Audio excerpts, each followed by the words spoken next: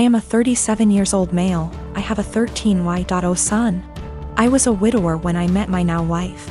She has a 16Y.0 daughter from another relationship. The family is often on pretty good terms. My son is the quiet one in the house. He keeps to himself a lot, but not to the point of being concerning. My wife and stepdaughter are the complete opposite. They both encourage him to be outgoing and share activities and join gatherings with extended family. My son complained about having to be forced out of his comfort zone and having his need for space invalidated. I spoke to both my wife and stepdaughter and asked them to give him space and freedom to spend his time however he wanted. They apologized and promised to let him be. As Mother's Day was approaching, I wanted to throw my wife a surprise Mother's Day celebration. It was no longer a surprise because my stepdaughter gave her the heads so she could prepare. Yesterday I got off work earlier than usual to get final arrangements done. We planned to celebrate at the restaurant and invited her family there. I had the key, and while I was entering the house through the front door, I overheard my wife and stepdaughter talking to my son. My wife was asking my son if he could convince me to let him stay home and not go with them to the restaurant to celebrate. I paused and decided to keep listening. My son said why, and she told him that his introverted and socially inept attitude will make her family uncomfortable and will ruin the mood. He promised her that he'd be well behaved and would try to interact and socialize with everyone, but she said that she wasn't buying it. He kept reassuring her, but she snapped and told him that technically she's not his mom, so she didn't get why he wanted to celebrate Mother's Day with her so badly. My stepdaughter threw some, I don't remember, backhanded comment, and then both of them were shocked to see me standing there. Both were staring without saying anything. I told my son and his stepsister to go to their rooms, then told my wife that the celebration was off, cancelled. She tried to argue, asking why repeatedly, and I told her why. She tried to explain that she didn't mean it like that and that I only heard part of the conversation but not all of it. I told her I was done arguing and the decision was already made. She yelled, asking what she was going to tell her family, and said that I was making tremendous mistake towards her. I ignored her while she kept throwing tantrum after a tantrum. Early this morning she took my stepdaughter and went to stay with her folks. Not a single call or text from her so far. Situation is full of tension. I'm upset still, but more hurt, to be honest. I mean, yes, I did say I was going to have this celebration, but I thought that what she said to my son was too harsh to ignore. I've been out of the closet since I was 17, in 2007. When I came out, people in my family said some pretty hurtful things, which I totally expected. Being from a Southern Baptist family, and God, it hurts to admit this, but my older brother at the time seemed very receptive, surprisingly. He told me that if my dad ever gave me any trouble, to call him and he'd talk to him.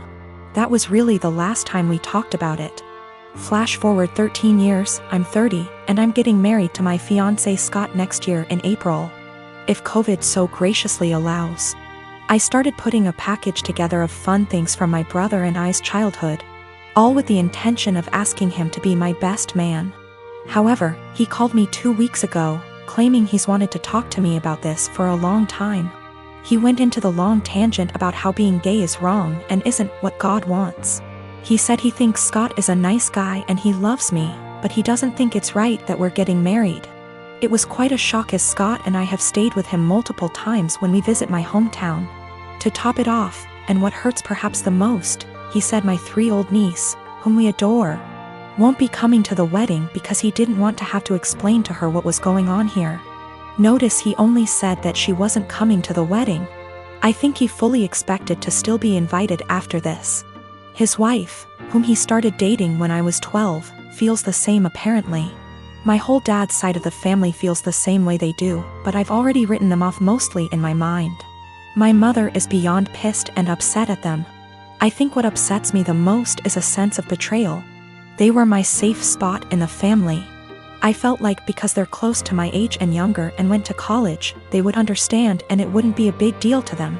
I almost feel a bit embarrassed because Scott comes from a wonderful Italian Catholic family and they've never been anything less than loving and supportive. I told them that, on what is supposed to be one of the happiest days of my life, if they or anyone else is sitting in the audience and in the back of their mind thinking that what we're doing is wrong or not right, they should just stay home. I know my brother and family love me, but it feels up to a point, conditional, and limited. I told them that they learned being gay is wrong, they weren't born not liking gay people. So they can unlearn it, if they were willing. But I don't think that's going to happen. For some weird reason my mother-in-law really wants to go into our bedroom whenever she comes over. On one occasion I followed her as she went upstairs. I was going to get something for my child as the bedrooms are upstairs. And she walked past the bathroom on the main floor and up the stairs behind it. She didn't hear me and I caught her walking straight into my room and rifling through bills on my dresser. She denied snooping, even though I'd just watched her do it. And said she was just going to use our bathroom because she couldn't find the other ones. She walked right past the one on the main floor and another one in the upstairs hallway to go into our bedroom.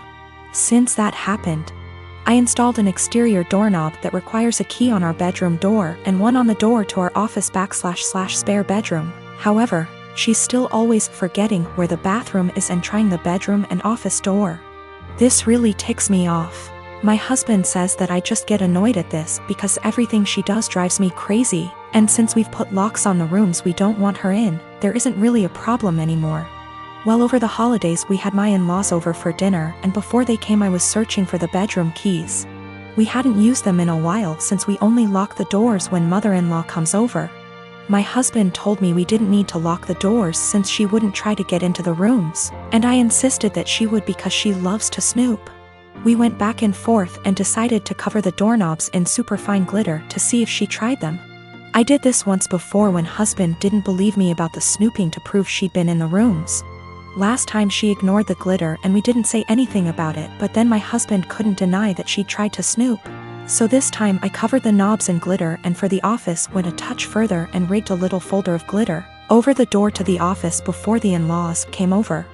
I left it one side unlocked, French doors, and it was set so if you walked in the room you would get covered in glitter.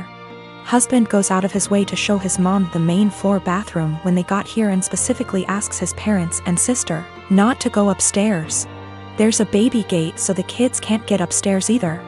Well, guess who had to go to the bathroom and got covered in glitter and had it all over their hands and hair? She completely lost it and started screaming at me, so I yelled back and now my husband is saying I went too far. Apparently her car is ruined now too because it's covered in glitter that she can't get cleaned up. I will be ordering some cellulose glitter that is biodegradable and safer for future projects. And if she comes over again I will set up a camera. Or at least print out some fun fake documents so if she snoops again she can at least find something interesting. Usually for Thanksgiving, we head out to go see family. Someone else always hosts. We typically help sponsor the host by paying for cleanup, etc. Our home is just too small to host the 30+ folks who typically show up through the day. This year that's obviously not happening. Other than us talking about not doing the usual, Thanksgiving didn't come up until yesterday. My kids have the week off from online school.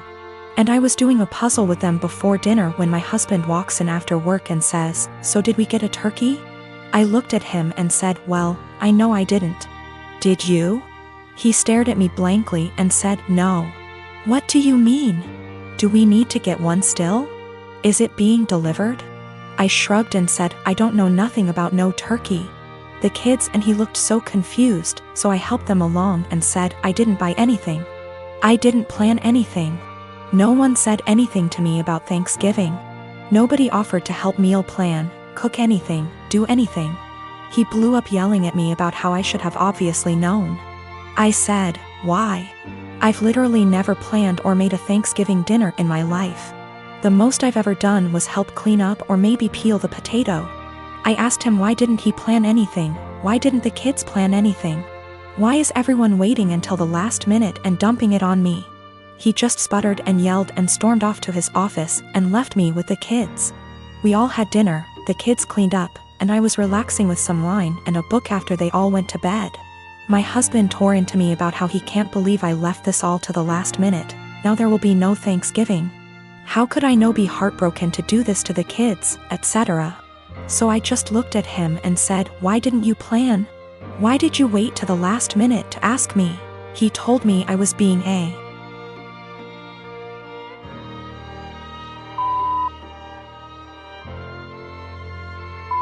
for no reason and stomped off to go sleep in his office. He left without saying a word this morning. I followed up with my kids and asked them if they wanted Thanksgiving. They said they didn't care because the food isn't that good most of the time anyway. I work as well. We split chores, but there's no hard line. I do some, he does some. We both cook, and the oldest cooks as well. I just don't get why Thanksgiving is on my plate. Why, just because I'm a woman?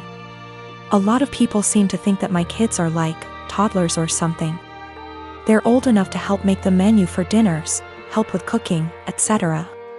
Anyway, I told my husband that if he wants to do some traditional Thanksgiving with all the fattening, carby, salty, beige food, he can go ahead and plan it and I'll help in the same capacity as always. If he wants me and the kids to cook something together, aka a normal, average Thursday, I'll continue with what was scheduled. The kids genuinely do not care. Thanksgiving doesn't mean anything to them. One of them has been asking for us to stay home for years. One of them barely touches the food as it, and the other one only likes to go so she can see her cousins. And she sees them all the time anyway. The middle kid already dug out another puzzle for us and they're just happy they're off school. Also, we don't do Christmas.